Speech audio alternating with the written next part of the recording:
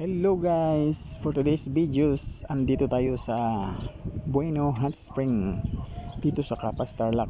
Ito ay Dinarayo. So start muna tayo. Let's go.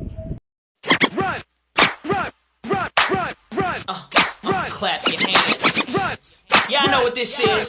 So. So ayan na guys, napakaganda. Yan, natural hot spring. So goods po ito sa katawan dahil maligamgam, medyo matanggal yung mga muscle pain mo. Yan, natural spring galing sa bukal ng bundok. So hindi sila gumagamit ng water pump or Chetmatic. Talagang natural galing sa bukal ng lupa. Talagang natural talaga siya. So yan, matatanaw mo dito yung ito yung wishing well, napaka fresh.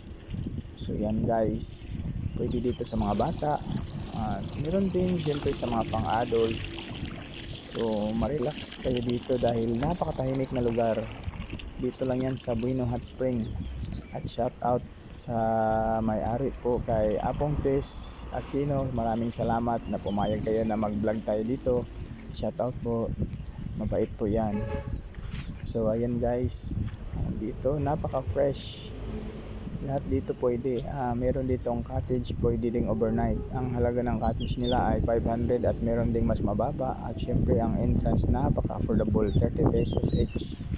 So yan po. Yan. Napaka fresh dito. Mga overlooking talaga. So peaceful talaga. So yan, napaka-limits talaga guys. So punta na kayo dito. Talagang Dinarayo to guys.